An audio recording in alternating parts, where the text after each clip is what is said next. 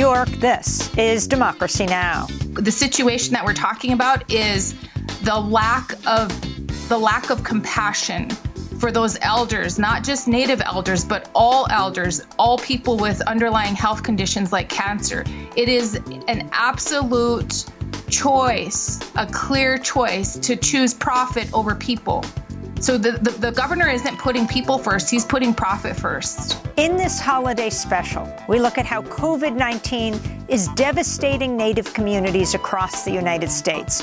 We'll speak to members of the Standing Rock Sioux and Navajo Nation and go to North Dakota, which has the highest COVID-19 death rate of any state or country in the world. Then Democracy Now! Co-host Juan Gonzalez looks at how the corporate media missed the real story about Latinx voter turnout in the 2020 election.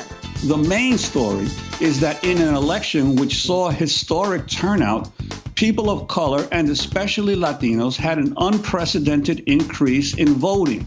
And they, not white voters, represented the bulk of that increase. Plus, we speak to anti-racist activist Bree Newsom-Bass and Princeton University professor Eddie Glaude about the election of Joe Biden and Kamala Harris. We have to get about the work of responding to the problems we face as a nation at scale and not returning back to some sense of normalcy, which in some ways laid the foundation for the disaster that was and is Trumpism. All that and more coming up. Welcome to Democracy Now!, democracynow.org, The Quarantine Report. I'm Amy Goodman. Today, in this special broadcast, we look at this year's historic election and the devastating COVID-19 pandemic. We begin in North Dakota, which has the highest COVID-19 death rate of any state or country in the world, with 1 in every 1,000 residents dead from the virus. South Dakota's death rate is nearly as bad after both Republican governors spent months downplaying the crisis. As COVID-19 ravages the Dakotas, we turn to look at how the rapid spread of COVID-19 is affecting Native American communities.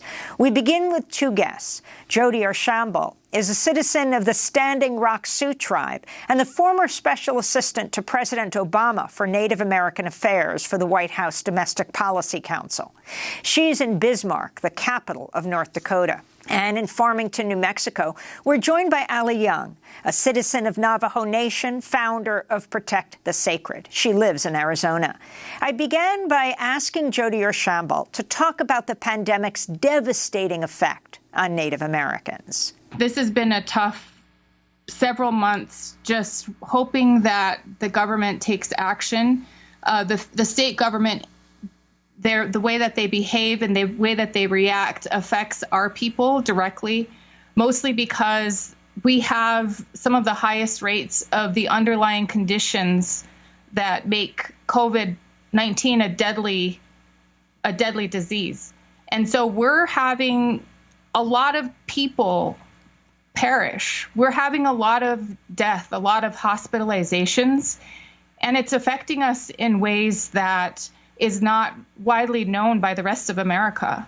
We have very few years. We have about maybe a decade, maybe 15 years where we have to save our language, our Lakota language, our Dakota language.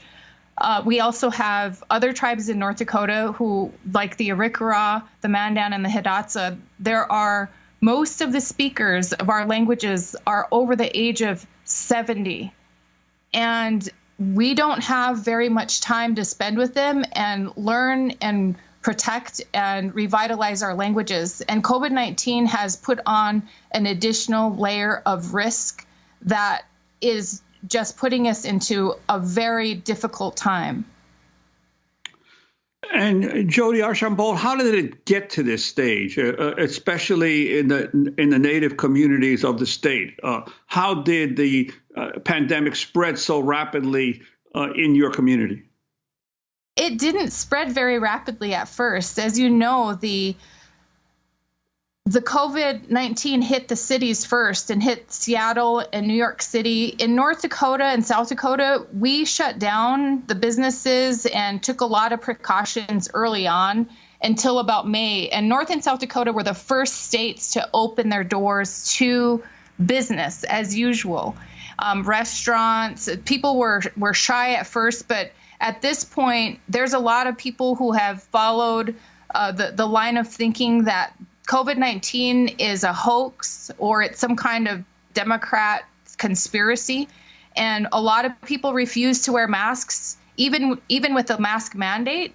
This has all accelerated on the reservations. Reservations or tribal nations such as Eagle Butte, the Cheyenne River Sioux Tribe, and the Ogallala Sioux Tribe, the Sisseton, Wahpeton, Rosebud. They've all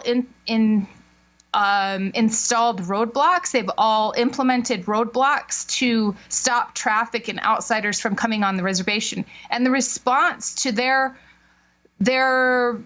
action to protect tribal members, elders, and the like was for the Governor Noem to torture them and hold them hostage with funding. She's coordinated with the Trump administration to make it difficult to receive the federal resources that are allocated to the tribal governments, and have used that as a stick for them to try to force them to take the roadblocks down. And rather than supporting them and thanking them for trying to address the lack of health services available on the reservation, she's made it more and more difficult for our tribes to protect ourselves. Dakota governor, can you talk about his originally saying that people who are healthcare workers who test positive for COVID should remain working if they are asymptomatic and treat COVID-19 patients, and Governor Burgum then being forced to back down after the outcry, saying no to a mask mandate, then saying yes? I'll just tell you that it's really hard to speak up in North Dakota. The news sources out here don't cover an alternate perspective.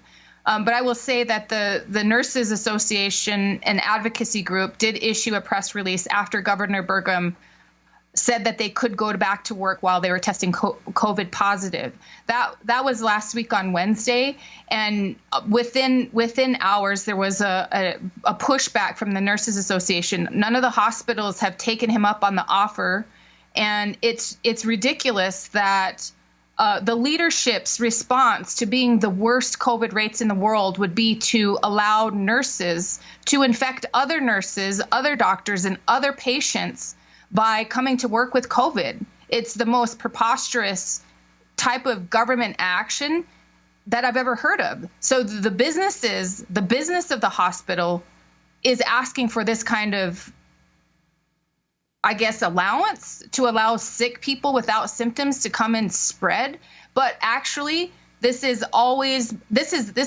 situation that we're talking about is the lack of compassion for those elders, not just Native elders, but all elders, all people with underlying health conditions like cancer. It is an absolute choice, a clear choice to choose profit over people. So the governor isn't putting people first, he's putting profit first. And the same with Governor Noem down in South Dakota.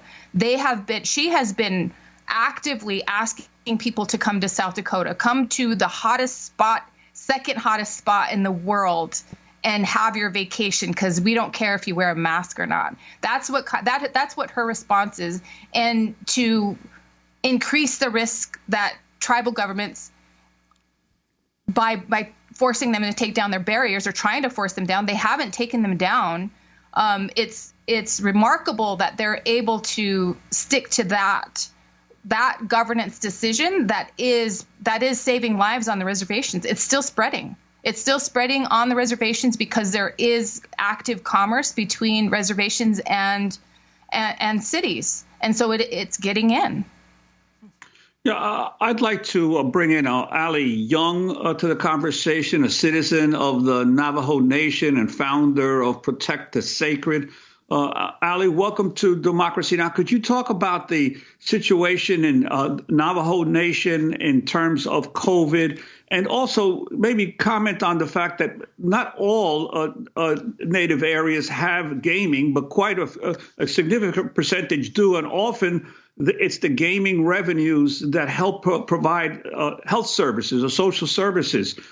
Could you talk about the impact of the shutdowns on the ability of the Native peoples to provide health services as well? Yeah. Yata, hello, everyone. Thank you for having me. Right now we are seeing another surge in Navajo Nation, as we expected. We, as you all know, we're the #1 hotspot in the country per capita in the spring. And we worked hard to flatten the curve, and we were able to. There was a day where we had 0 reported cases.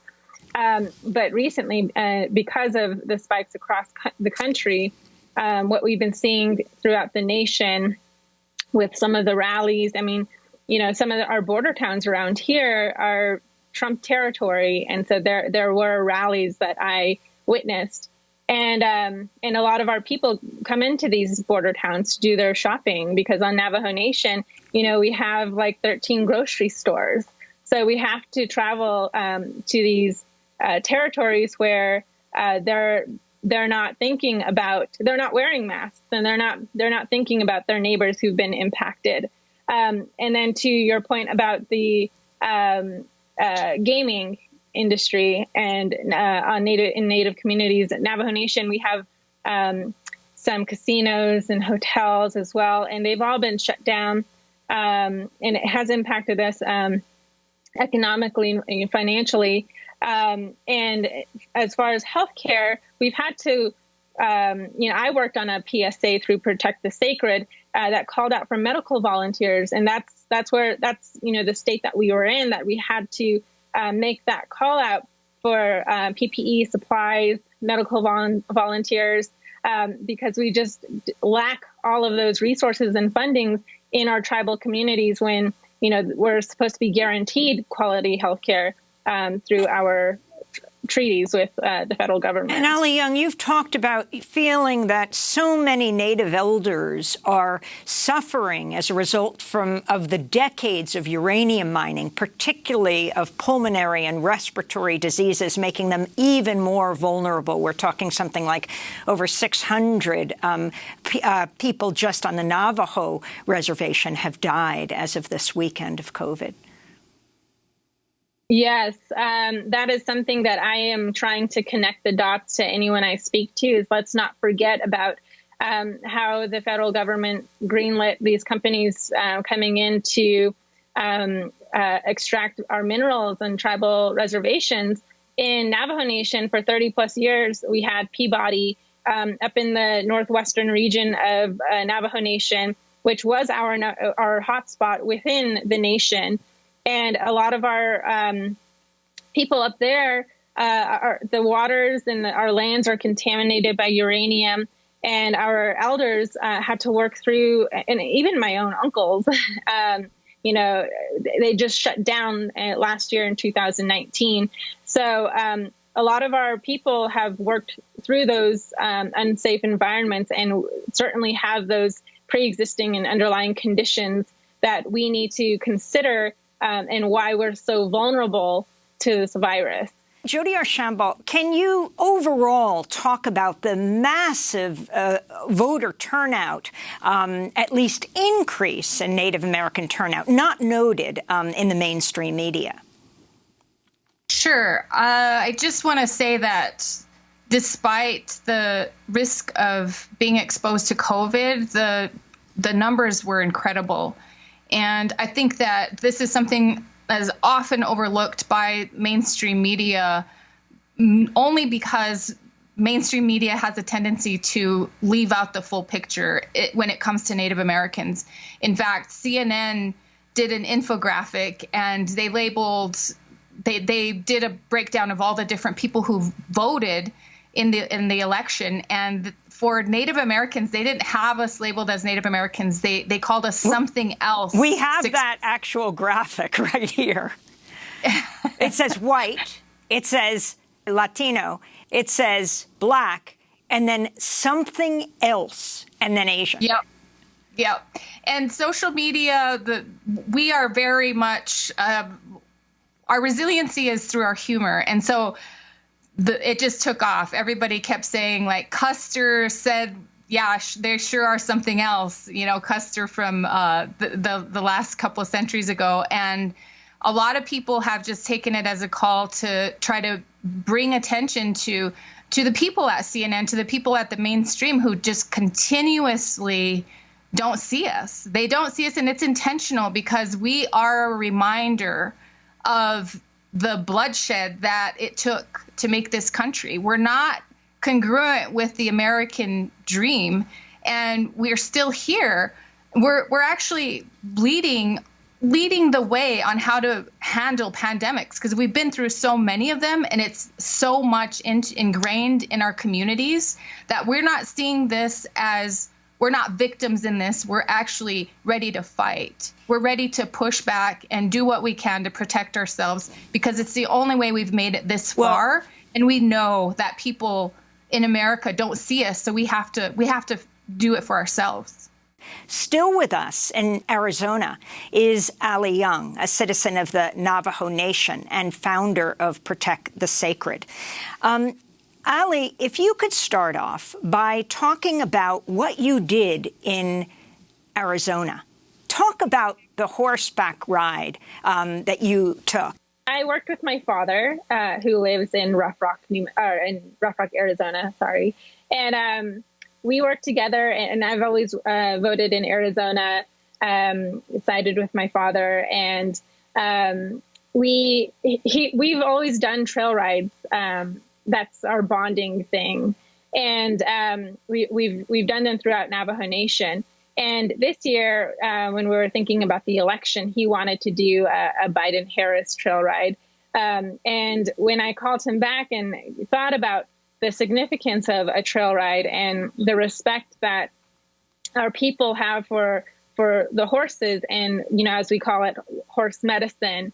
And horse medicine is when you are in rhythm with the horse and almost in sync, and you're reconnected and refocused as you ride in our own homelands and are reminded of exactly what our ancestors have fought for, our lands to still be in our own homelands, and our cultures, and also our right to vote.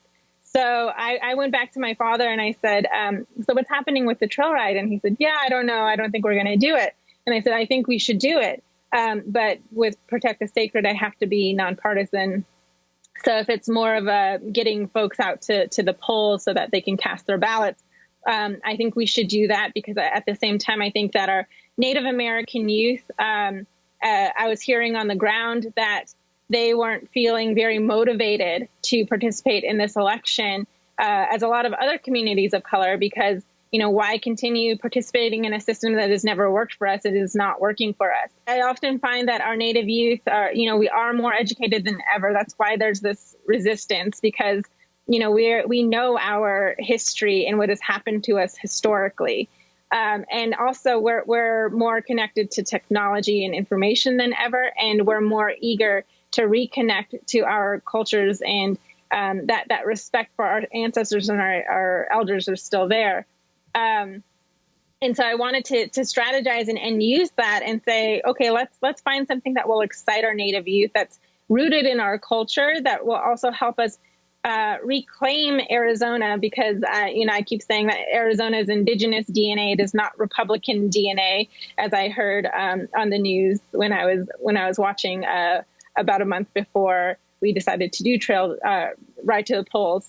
And that's what really motivated me, is because Arizona has this deep history of many tribal communities, and it is not just a place where white conservatives go to retire. And this is our homeland, and I called on my people, let's show up, let's show them that we're still here, let's be represented, let's make sure that we have a seat at the table and that our voices are heard.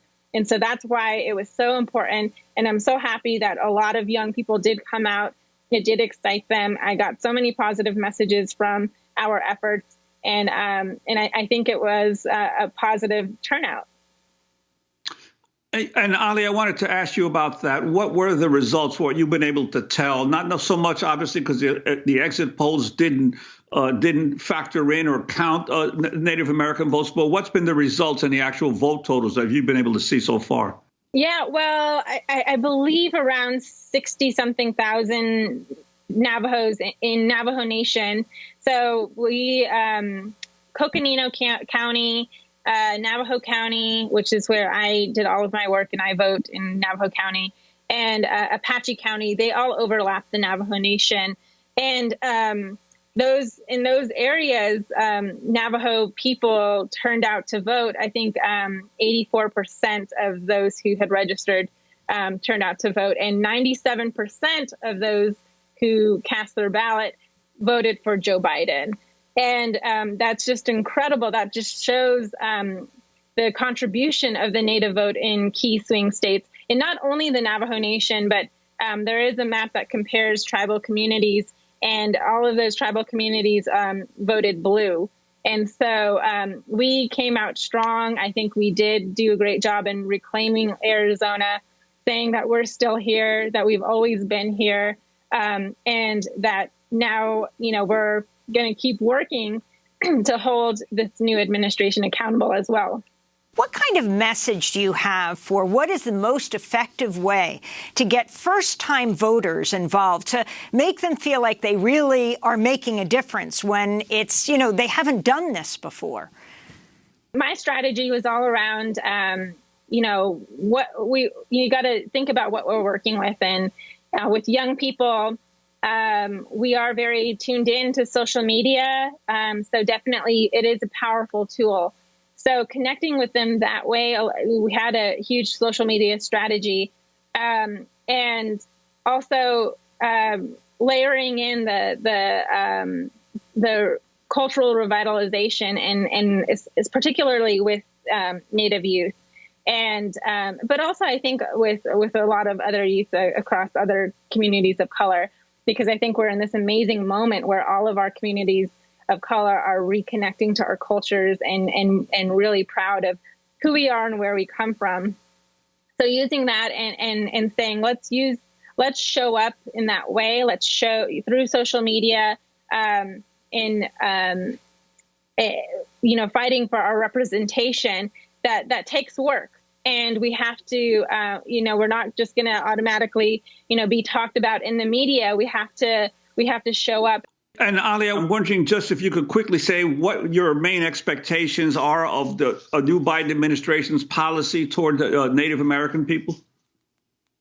Yeah, well, we're definitely going to be making sure that we're represented, especially when it comes to climate change. We do want a seat at the table. We want to be in that conversation because we have just incredible knowledge about how the ways that we respect Mother Earth, that we honor Mother Earth, and those are things that will end up saving Mother Earth. And so learning from us and collaborating with us, and also on issues of, we're still in COVID-19 and it's still severely impacting our tribal communities.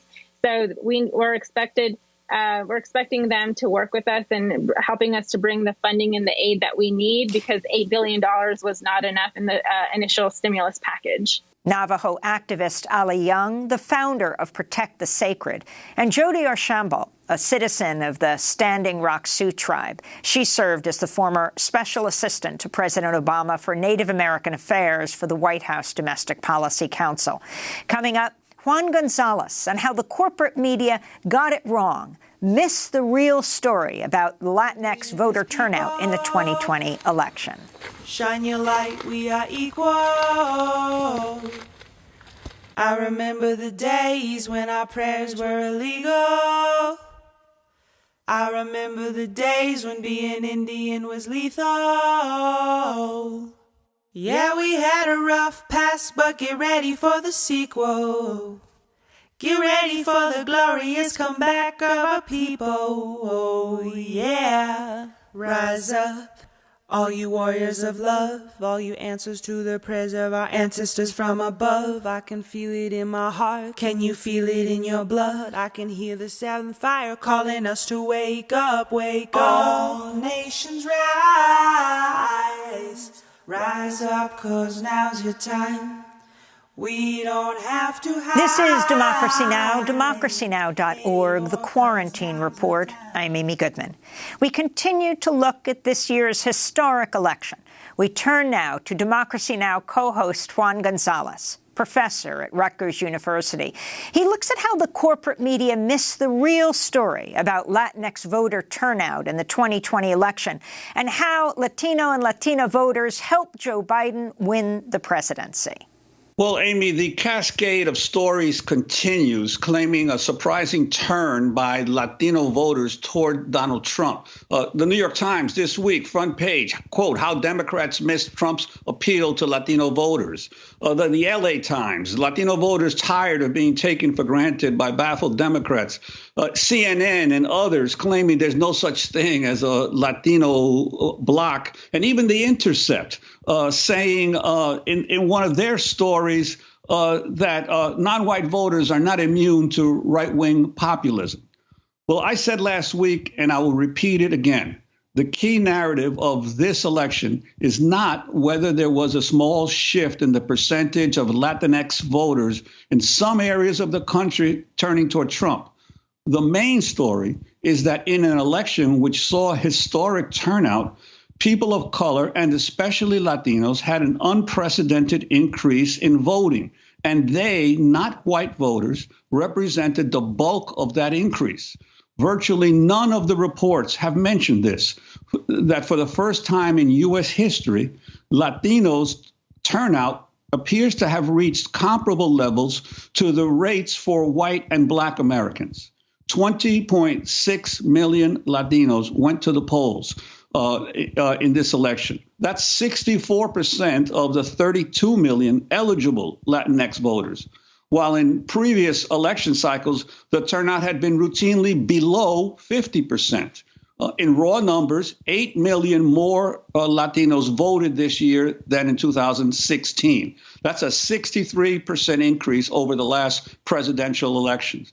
Now, I've updated and tweaked the chart from last week, and it shows that the biggest increase in both percentages and actual votes from 4 years ago came from Latino voters.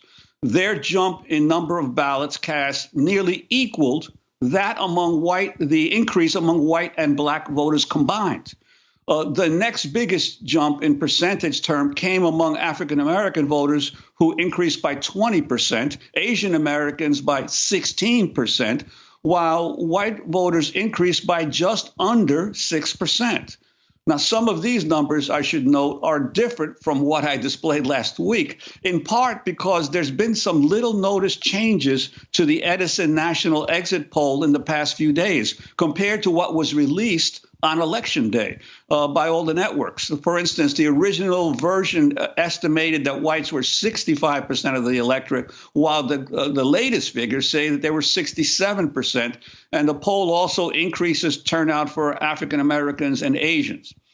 Well, the Edison poll has always been flawed, and numerous analyses have shown its past samples were skewed to oversampling Cuban Americans, undersampling both black and Latino inner city polling sites, and also undersampling voters whose primary language is not English, all of which means it tends to undercount Latino voters for Democrats. But the basic contours of the sampling remains the same, and it's inescapable. After decades of political experts talking about the growing Latino vote, this year it actually happened. Hispanic voters felt compelled like never before to go to the polls because COVID-19 failed them more than other groups, because of the constant demonization of Latinos by the president, because of the barbaric family separation policies, or because of the threats to health care, even for some conservative Latinos, because of their hopes of finally turning back Roe v. Wade. One thing is sure. Neither the Democratic nor Republican parties will underestimate or ignore Latino voters from now on. This should be cause for widespread celebration as a long-awaited democratization of the vote. But what about those who claim that Trump made major unexpected inroads among Latino voters nationwide, as reflected by the 66 to 32% split of the Latino vote between Biden and Trump? Some say that Latinos could be deserting the Democratic Party. Those of us who've been around the block a few times have heard this narrative before. In reality, these results are in the general ballpark of previous presidential campaigns. I want to put up, hopefully, a chart here of how Latinos split their vote over the last 30 years in presidential elections. The Republican share of voters has varied from a low of 27% when Mitt Romney ran against Barack Obama in 2012 to a high of 44% that George Bush got in his second presidential run in 2004. Even John McCain, when he ran against Obama in 2008, got a similar percentage of the Latino vote as Trump did this year. And the high point, the Bush victory in 2004, we should note, is the last time a Republican candidate got a majority of the popular vote. But the big difference now is that the Latinx vote is so much larger. When you get 2/3 of a vote that has tripled in size in just a few years, you begin to achieve critical mass. No wonder Lindsey Graham is warning that if these elections aren't changed somehow, Republicans will never win the White House again. What about those places like the Rio Grande Valley of Texas and South Florida, where Trump made real inroads in largely Latino districts in the actual vote? Or what about those pundits who claim Latinos are so diverse and diffuse as a population that it is erroneous to consider them a single community? First, on South Africa and the Rio Grande Valley, yes, actual vote results show that Trump had significant increases in his support there. Florida is not surprising, given the influx of conservative refugees from Nicaragua and Venezuela in recent years, but the Rio Grande Valley is. In Hidalgo County, along the border, which is 90% Latino, Trump went from 27% against Hillary Clinton to 40% against Joe Biden. In Maverick County, which is 95% Latino, he went from 20% against Clinton to 45% against Biden. Those are significant numbers. The Valley, however, has changed rapidly during the Trump era. Always a socially conservative rural area, it has seen enormous job growth in recent years as a result of the militarization of the border, which brought thousands of new jobs to the area for Border Patrol officers, for workers on private construction of the wall with Mexico, for immigration detention centers.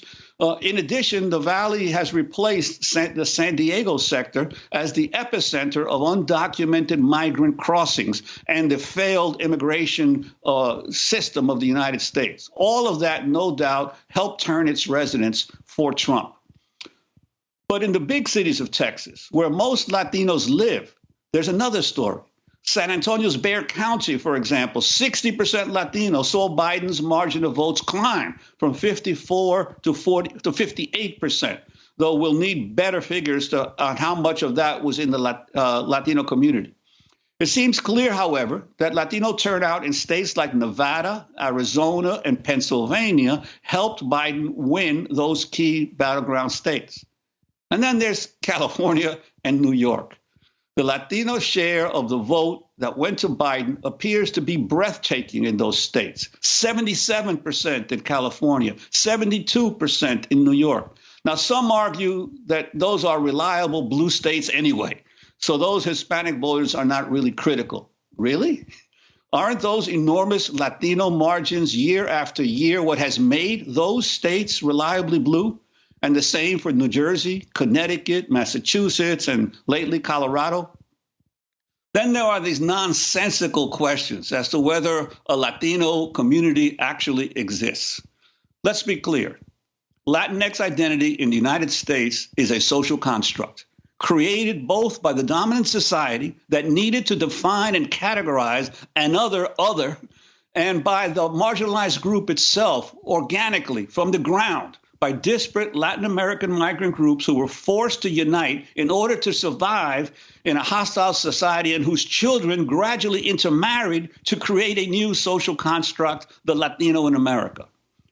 More than 20 years ago, I said in my book, Harvest of Empire, that Latinos were becoming a new third force in American politics. They largely vote Democratic, but a significant portion is susceptible to Republican candidates if those political leaders address even a few of their concerns. Since then, Latin Americans from educated and middle-class backgrounds have migrated to this country in growing numbers, and a good portion have adopted typical American conservative views. Some of that community, though still a minority, have been drawn to right-wing populism, to national chauvinism, and even to racist views. All of this fixation on Latinos, however, ignores the fundamental question of this election, which very few political observers I've seen have dared to tackle. Why the heck did 58% of white Americans vote for Donald Trump, including 55% of white women? With the United States consolidating itself as the world's most powerful imperialist nation and the economic gap in the country widening, right-wing movements have only grown at home, and the defeat of Trump will not halt their growth.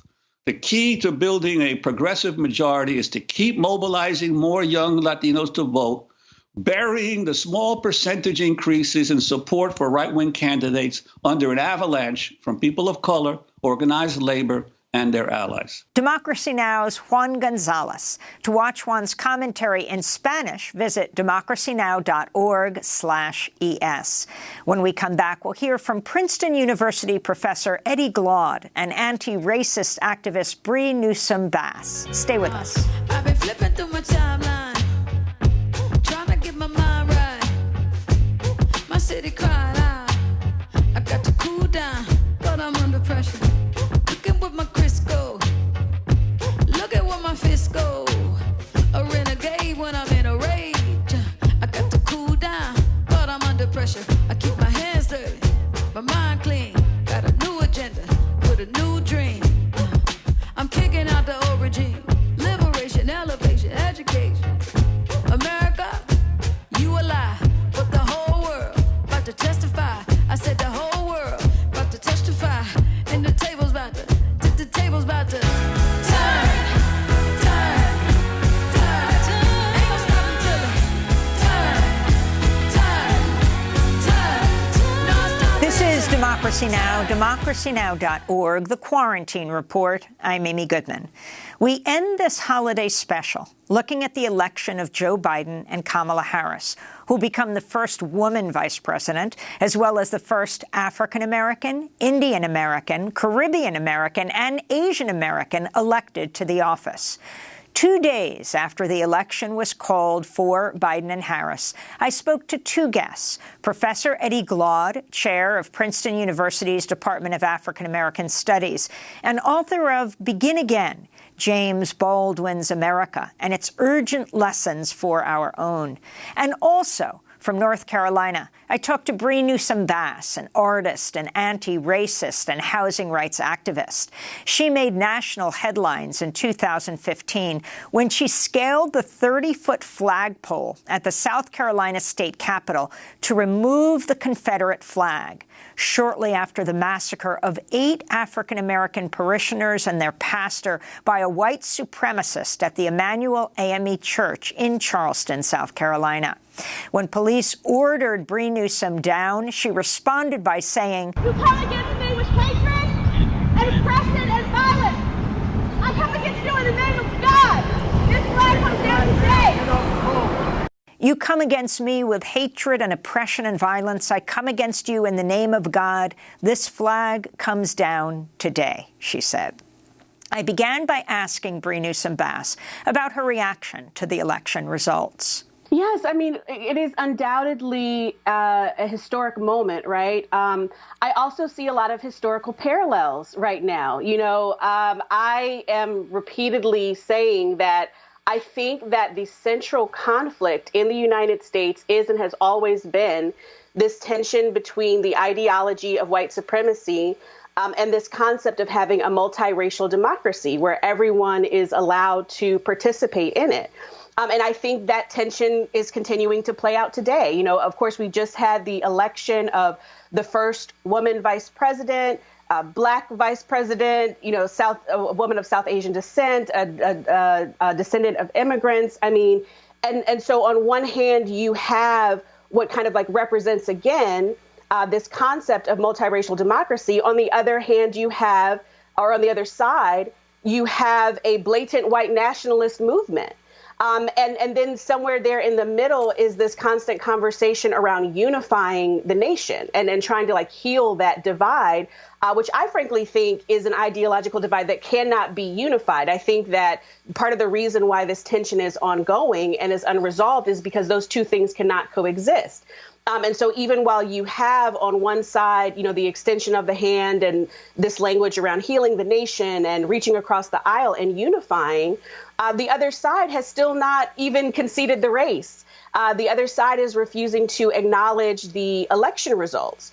And I think it's important to recognize as well that the entire Trump era was in many ways a backlash, right, to this very concept of having a multiracial democracy, to the election of Obama and, you know, what that represented in terms of the shifting demographics. And I think that this election, again, is kind of like another echo of that, where Biden and Harris, they were elected because of this multiracial coalition, essentially, that formed among the voting base. And that's why we are where we are. And so while, of course, it is a very historic moment and you see people celebrating all across the nation, that central conflict has yet to be resolved, just as this election really in many ways has yet to be resolved. And Professor Eddie Glaude, and feel free to channel James Baldwin if you'd like, which I think you can't help but do. If you can talk about what your feelings were on Saturday as you watched Joe Biden and Kamala Harris ascend the stage in Wilmington, Delaware, what this all means. Well, you know, my initial reaction was, thank God we're going to see the back of Donald Trump's head. That the disaster of the last 4 years, at least embodied in the Trump administration, Stephen Miller, Betsy DeVos, William Barr, the whole gaggle of folk, Giuliani, the children, all of those folk will be behind us soon. And of course, the symbolic significance of Kamala Harris as the first Black vice president, the first Black president of South Asian descent and Caribbean descent, and the like.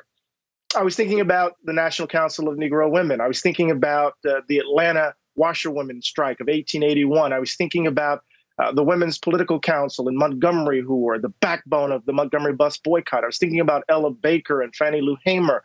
All of these folk are the wind behind Kamala Harris's back that make her possible. But she's a symbolic, also the symbolic importance of her, of course. Right? But we must understand that yesterday was a day and the day before was a day of celebration.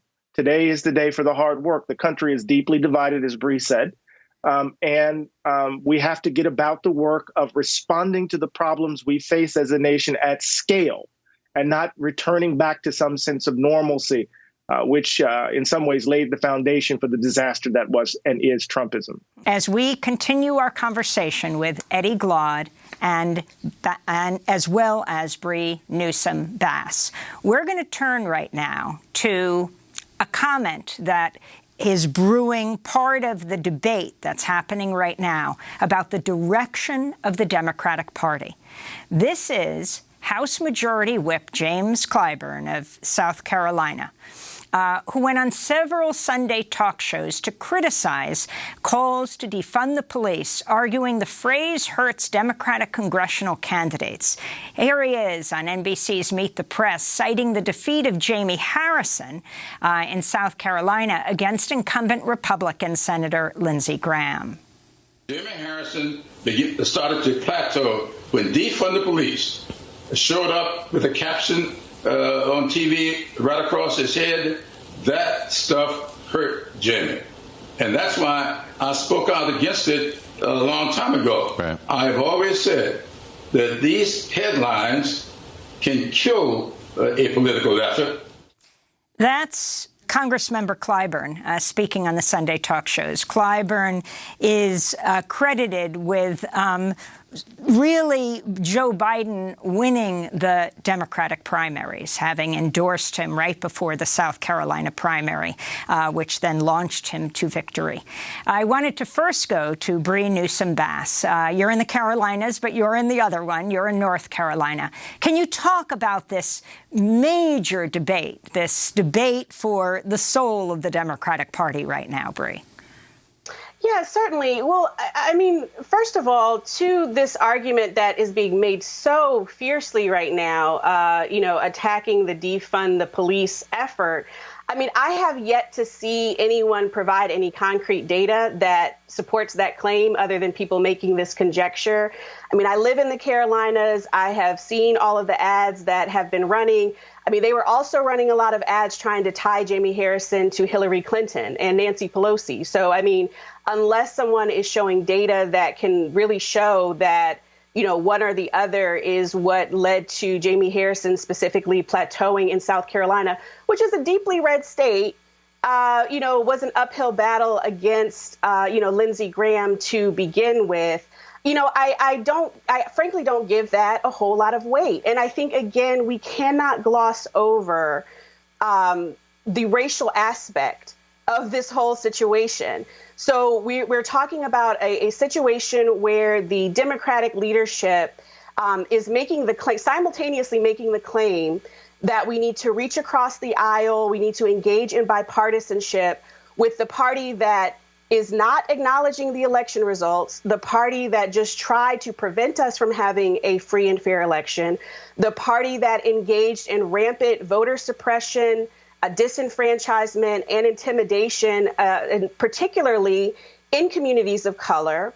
The party that is completely opposed to the idea of our existence. The party that is essentially advocating a form of genocide through medical neglect that has been, ravaging our communities.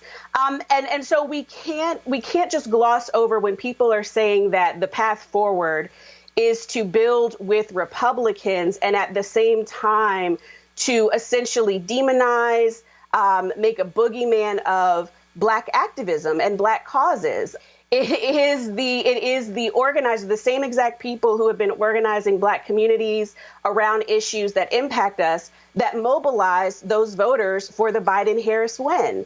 I've also seen people making reference to progressives as being the ones who are being divisive, or ending the truce within the Democratic Party, and it's quite the opposite.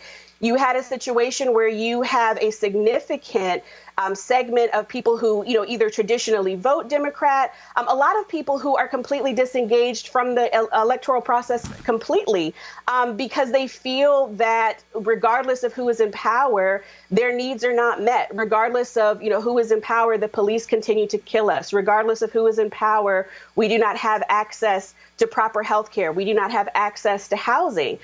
So you had a lot of organizers who had to do a lot of heavy lifting to convince folks that it was worthwhile simply to get Trump out, to mobilize behind Biden and Harris. And that's why you got Georgia turning out as it did. That's how you got Arizona, turning out as it did. So in my view, for anyone to look at the election results and for the takeaway to be, we need to figure out how to appeal to the Lindsey Graham voters and, and the deeply red districts, as opposed to recognizing that there's an entire electorate that is younger, that represents, where the electorate is going. It's younger, it's more diverse. It can win you states in the South. This is the argument that Stacey Abrams has been making for quite some time.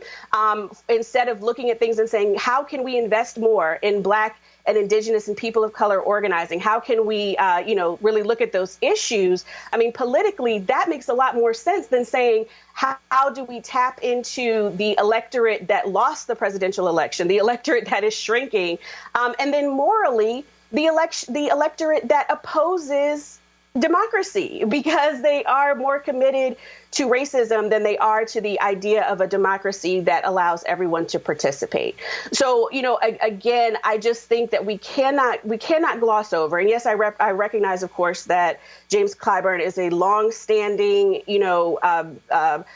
politician from South Carolina. He is Black, and I am sure that he recognizes what the political landscape is like in South Carolina. But if we're looking at the bigger picture, they're going to cost themselves the Senate race in Georgia. If the case that they're making is that we're going to try to lean more towards Republican, then making it clear to people that unless they turn folks out for those Senate seats in Georgia, you're not going to have access to the things that you need, like healthcare and all these other things. So if they embrace a more, centrist or Republican agenda, then the takeaway from folks is going to be, again, that it doesn't matter whether they turn out to vote or not. So I think it's just like the complete opposite. And the fact that the focus and the immediate aftermath of the election, when we are still dealing with the situation of a president who does not acknowledge the election results, we've got him stoking violence among white supremacists who are threatening violence against sitting governors, who have threatened to blow up ballot counting centers, that folks would pick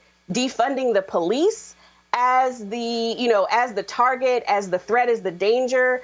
When you're talking about communities that are still being killed by police and still turning out to support this party in spite of that, complete opposite direction of where they should be going. That brings us to Professor Eddie Glaude. Professor, you tweeted this quote from James Baldwin: "It has always seemed much easier to murder than to change, and this is really the choice with which we are confronted now." Explain. Well, there's a sense in which the reckoning that we find ourselves involves the question of whether or not we're going to fundamentally embrace the idea that we are a multiracial democracy.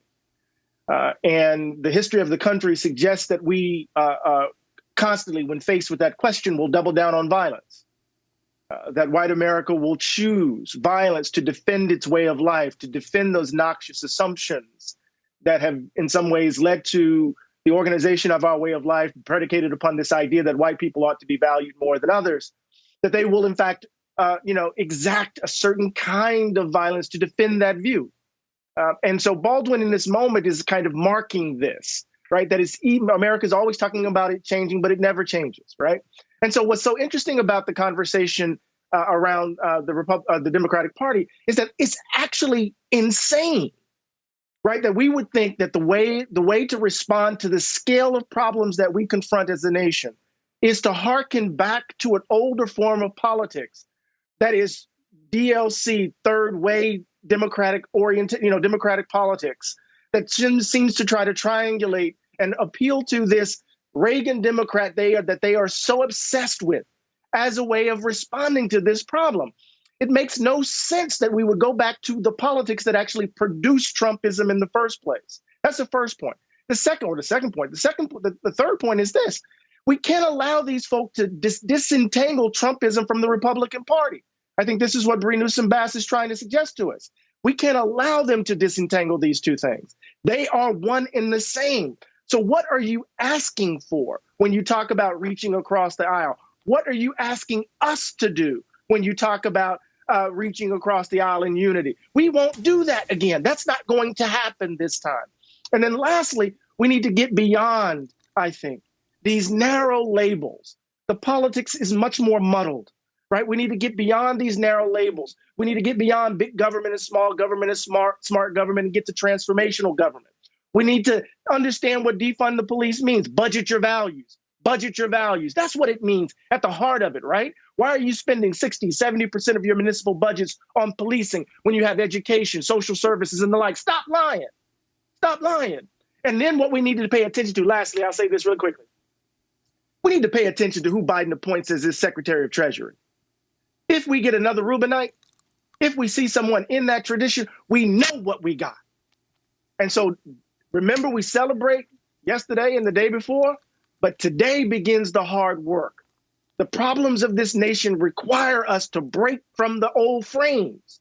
And we will not allow Clyburn. We will not allow Kamala Harris's symbolic insignificance. We will not allow the threat of Donald Trump to get us from seeing that that is the issue. We have to break the political frame that got us in this mess in the first place. I wanted to ask you, Professor Glaude, black male voters, a lot of being made of, came out in higher numbers for Trump this time than last time. But my colleague, co-host Juan Gonzalez, did a brilliant analysis of the information that's come out on who voted in this unprecedentedly high turnout campaign, the highest in absolute history. Now, what it looks like at this point, as he was pointing out, white voters did not increase that much. That meant people of color increased. Yes, there were more people of color who voted for Trump, but overwhelmingly more who voted for Joe Biden and Kamala Harris. Apparently, many people are concerned about, well, I mean, obviously many people are concerned about how close the election was. Trump winning possibly about, at this point, 57% of the white vote. And you, in your piece in Time magazine, said alongside the details of policy and the particulars of governing a deeply divided country, Biden will have to confront what Donald Trump refused to face, that our way of life is broken. Can you end with that? Sure. I think, we have to deal with the reality of our dead. Close to 240,000 Americans are dead, and there's no communal public rituals to acknowledge the collective grief and individual sorrow that we're experiencing.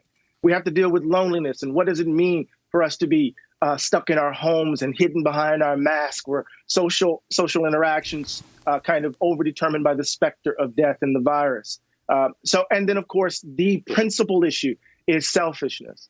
That you have folk who have been simply given up stake in the American life for their own selfish ends. And so when we look at those numbers among black men and Latino men, we can say that, the epidemic of selfishness doesn't end at the doorstep of white people.